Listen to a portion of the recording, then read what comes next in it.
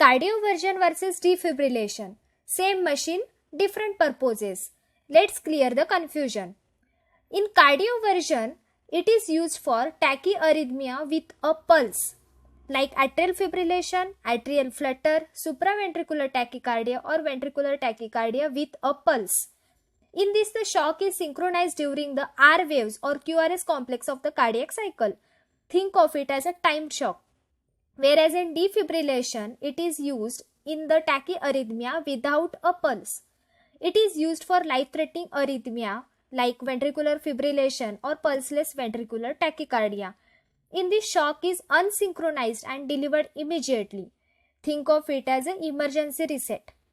During defibrillation and cardioversion, electrical current travels from the negative to positive electrode by transversing a myocardium.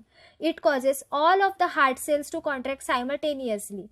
This interrupts and terminates abnormal electrical rhythm, and this in turn allows the sinus node to resume a normal pacemaker activity. Next, position of paddle placement. The paddle placement on the chest wall has two conventional positions, anterolateral and anteroposterior. In anterolateral position, a single paddle is placed on the left, fourth or fifth intercostal space on the mid-axillary line, and a second paddle is placed just to right of the sternal angle on the second or third intercostal space. In the anteroposterior position, a single paddle is placed to the right of the sternum as above, and the other paddle is placed between the tip of left scapula and the spine. An anteroposterior electrode position is more effective than the anterolateral position for external cardioversion of persistent atrial fibrillation. The anteroposterior approach is also preferred in patients with implantable devices to avoid shunting current to the implantable devices and damaging its system. Technique. Defibrillator can deliver energy in various waveforms that are broadly characterized as monophasic or biphasic. A monophasic defibrillation delivers a charge in only one direction, whereas biphasic defibrillation delivers a charge in one direction for half of shock and in electrically opposite direction for the second half. Neither defibrillator delivers energy in biphasic waveform. Biphasic waveform defibrillator deliver a more consistent magnitude of current. They tend to successfully terminate arrhythmia at a lower energy than monophasic waveform defibrillator. Energy selection for defibrillation or cardioversion.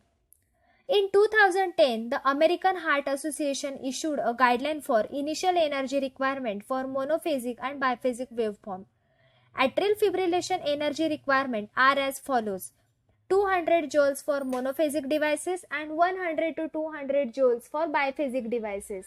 In ventricular tachycardia, 200 joules for monophasic devices and 100 joules for biphasic. Ventricular fibrillation or pulseless ventricular tachycardia, 360 joules for monomorphic, 120 to 200 joules for biphasic devices. The complications are: myocardial necrosis can result from high energy shock. ST segment elevation can be seen immediately and usually last for 1 to 2 minutes. Painful skin burns can occur after cardioversion or defibrillation. They most likely are due to improper technique and electrode placement. Serious complications include ventricular fibrillation resulting from high amount of electrical energy, digitalis toxicity, severe heart disease, or improper synchronization of the shock with the R waves. So that's all about defibrillation and cardioversion. I hope you liked my video.